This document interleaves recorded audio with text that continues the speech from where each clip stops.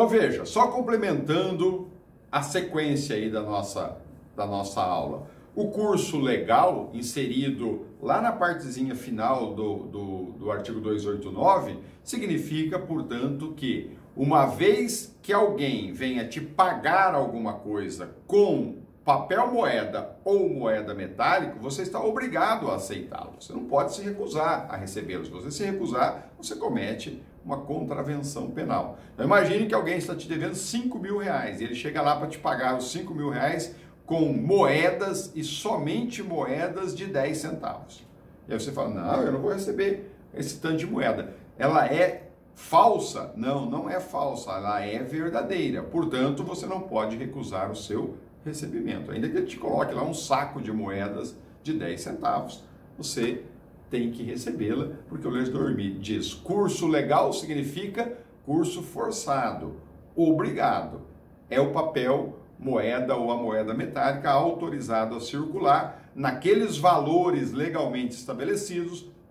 Portanto, não importa se o indivíduo está te pagando 5 mil reais com moeda de 10 centavos, se o valor corresponde aos 5 mil reais, é o que ele te devia, o que você tem que receber. Ok? Tranquilo? Essa é a informação aí inserida. De que maneira você falsifica a moeda metálica ou o papel moeda de curso legal no país? Veja que pode ser de curso legal no país ou no estrangeiro. Significa, há o crime do 289, se você falsifica a moeda brasileira ou o papel moeda brasileiro, né? Então, o real, mas há o crime também se aqui no Brasil você falsifica qualquer moeda, tá? Ainda que estrangeira. Então pode ser o peso, pode ser o dólar, pode ser o euro, pode ser o ienes, enfim, não importa qual é a moeda. O legislador diz, de curso legal no país ou no estrangeiro. Ok? Então, o 289 não tutela somente a nossa moeda, só a moeda nacional, né? Só o dinheiro brasileiro. Ele tutela qualquer tipo de moeda metálica ou papel moeda, desde que você esteja criando uma imitação, falsificando. Então, se você estiver aqui e for encontrado falsificando o dólar, o crime é do 289 da mesma forma. Se você estiver falsificando o euro, o crime é do 289 da mesma maneira. Ok? Então, beleza. Já entendemos, já sabemos que o falsificar é criar uma imitação. Criar imitação do quê? De uma moeda metálica ou de papel moeda. Já mencionamos o que é moeda metálica, o que é papel moeda. Tanto faz que seja a de curso nacional como a de curso estrangeiro, não altera absolutamente nada nessa situação. Agora, a análise mais importante. Quais são os modos de falsificação dessa moeda metálica ou de papel moeda? Então, vamos lá, vamos analisar quais são as maneiras de falsificar. O legislador vai lá e diz, falsificar, vírgulazinha aí, logo ele coloca os modos de falsificação. Ele diz, fabricando ou alterando. Portanto, a imitação pode se dar, a imitação é a falsificação, ela pode se dar de duas maneiras. Ou você pode fabricar, o que significa isso? Criar a moeda metálica ou o papel moeda em sua totalidade, imitando o verdadeiro. Então agora na fabricação você tem uma cédula verdadeira aqui e você cria outra ou outras semelhantes a essas daqui. Ou então você pode falsificar alterando. De que maneira é o alterar? Agora você pega a cédula verdadeira e você modifica dentro da cédula verdadeira o valor nela estampado. Ok? Essas são as duas formas de se falsificar uma moeda metálica ou um papel moeda. Então, na fabricação, você vai falsificar fabricando uma moeda metálica ou um papel moeda. Portanto, você vai realizar comportamento, conduta de criar, confeccionar a moeda ou a cédula. É o que a doutrina chama aí de contrafação. Tá? A moeda, ela é fabricada pela cunhagem. É mais difícil de falsificar. Mas uma vez falsificada, é mais fácil de enganar. Tá? Porque você não se atenta tanto aos itens de segurança de uma moeda metálica. você se atenta mais à cédula e não à moeda metálica. Então ela é mais difícil de falsificar e menos rentável, né? Porque você precisa falsificar uma quantidade muito grande para ter um valor razoável, né? Enquanto a cédula, nós temos cédula de R$100, de R$50, a moeda não. Os valores são inferiores, ela serve mais para complementar trocos e etc. Tá? Então veja, a moeda ela é fabricada por meio da cunhagem. O indivíduo tem que ir lá, ter lá uma forma, derreter o metal, né? E colocar o metal nessa forma e prensá-lo. Isso é a cunhagem. Ao prensar, ele estampa o valor desejado naquele metal, ok? E aí precisa ser algo muito parecido ao real, ao verdadeiro. Semelhante, não precisa ser idêntico, mas semelhante de forma a conseguir enganar número elevado de pessoas, senão não gera o dano potencial que nós já mencionamos, ok? Já o papel moeda não se é fabricado por meio da cunhagem, e sim por meio da impressão. Tá? Aí você vai imprimir em impressoras ou em máquinas impressoras de altíssima qualidade e que o faça de forma bastante rápida. Então imagina, o indivíduo pega uma cédula de R$100 ou de R$150 verdadeira, ele usa de equipamentos, tanto é que é crime se você ter esses equipamentos, esses apetrechos. Então o indivíduo vai lá e utiliza-se de uma excelente tinta, utiliza de um programa aí de computador que cria uma cédula muito parecida, ele coloca um papel de altíssima qualidade, ele verifica quais são os itens de segurança da cédula verdadeira e ele imita esses itens de segurança. Enfim, ela fica praticamente perfeita. Ela tem a mesma espessura, a mesma largura, o mesmo comprimento. Essa é a situação. E aí o indivíduo pega uma verdadeira, inclusive aquele número que vem de série, que é números diferentes para cada cédula. Se você observar, ele faz um lote lá de 5.000 cédulas, todas saem com o mesmo número, tá? Porque para ele não é interessante ficar alterando o número. Então ele pega uma verdadeira, ele copia aquela verdadeira e daquela verdadeira ele consegue fazer uma falsa e a partir daí ele imprime 1.000, 5.000, 10.000, 500.000 cédulas semelhantes àquela verdadeira. Agora, ele cometeu uma falsificação na modalidade ou no meio fabricar. Tá? Ele falsificou fabricando, criando aquela moeda metálica ou papel moeda em sua totalidade, ok? Já a segunda modalidade, a segunda forma de falsificar, agora o indivíduo não cria, ele altera o verdadeiro. Então ele pega uma cédula de R$2 e transforma a estampa daquela cédula de R$2 uma cédula de R$10, de R$50, de R$100.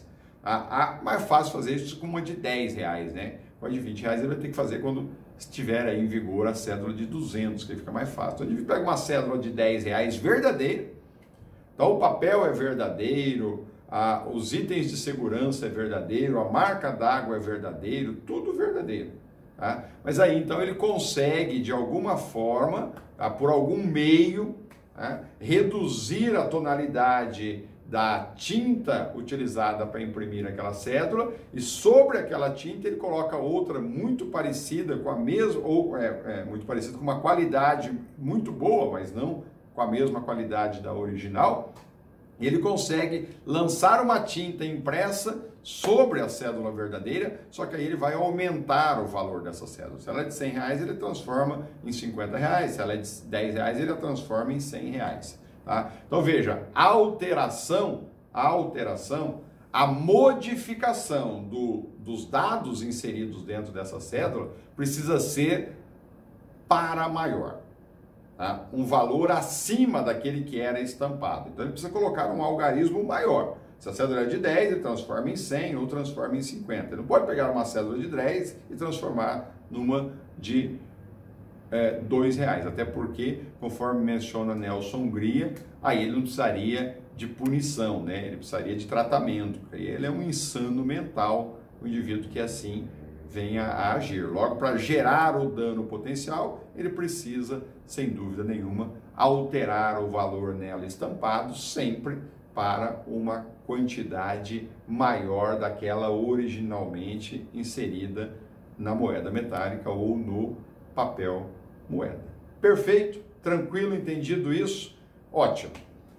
Isso vale, é óbvio, tanto para cédula ou moeda metálica nacional como estrangeira, eu já repeti isso, tá?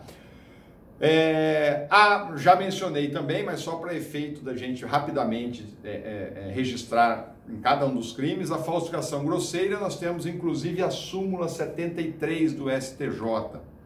Que cuidados, tá? Você vai dizer o seguinte, professor, falsificação grosseira, o senhor falou lá no início, então, não gera o crime do 289 quando a cédula ou a moeda for, não tiver capacidade de enganar pessoas de padrão mediano. Sim, é essa a situação, mas cuidado, tá? Da súmula 73 do STJ, você consegue fazer a seguinte análise, ó. Se ficar demonstrado que a vítima poderia ter sido enganada, mas a moeda metálica ou o papel moeda é de uma falsificação grosseira, não há o crime do artigo 289, mas nada impede de existir o crime de estelionato.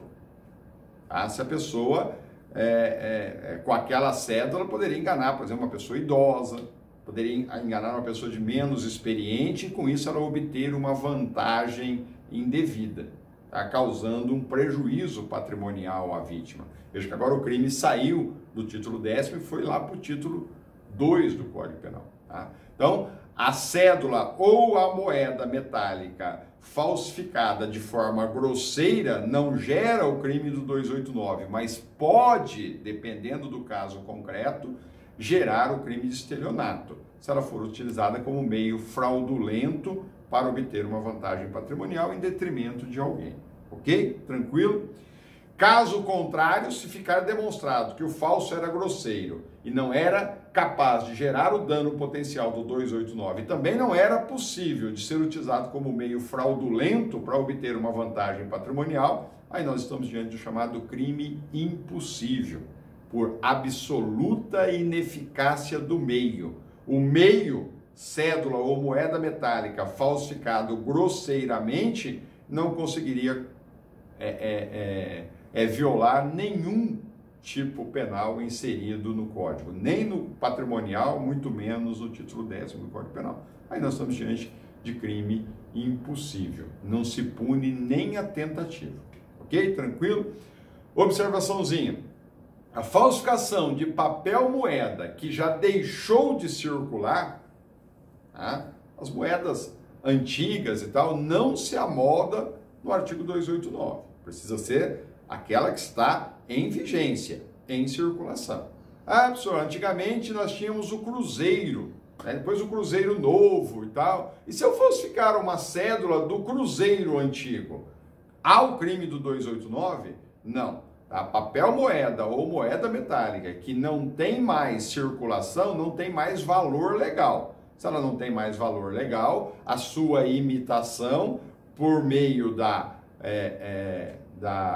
alteração ou da fabricação não gera o crime do artigo 289.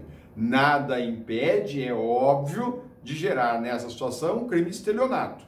Tá? Então, por exemplo, eu falsifico uma cédula antiga, rara, tá? Ela é muito parecida com a original e eu então levo essa cédula até um colecionador para vendê-la. Eu disse, olha, eu tenho uma cédula aqui antiga tal, e eu quero R$5.000 por essa cédula antiga. E o colecionador fala, essa é a única que me falta da coleção.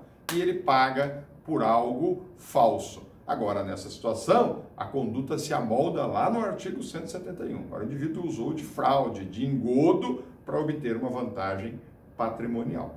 Mas não gera o crime do artigo 289. Pelo amor de Deus, gravem isso para que vocês não sejam enganados, tá? Futuramente em exames da OAB e concursos públicos, tá bom? O elemento subjetivo é o dolo, não admite a forma culposa, né?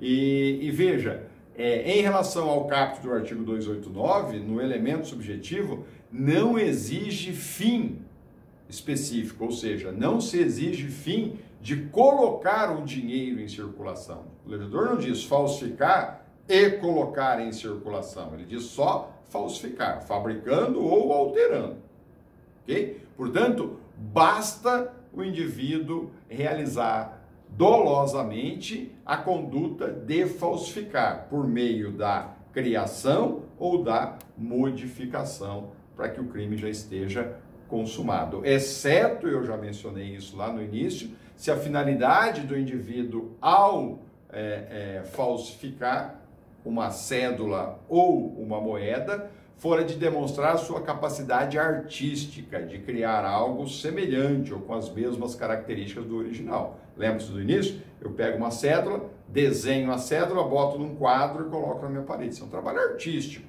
Tá? Portanto, não tem, desde o início, o dolo de causar dano potencial a outras pessoas, a não ser de demonstrar aí a sua capacidade de desenhar e etc. Portanto, aí o fato é atípico, não há crime. Tá? Está ausente nessa situação o dolo. Quando eu desenhei para colocar num quadro, enfeitar a parede da minha casa ou da casa de alguém, que eu posso inclusive vender isso. Tá? Mas aí tem finalidade artística, não há o dolo de falsificação para enganar alguém, e sim o dolo de criar uma obra e comercializá-la para enfeite, decoração e etc. Tranquilo isso, sem problema?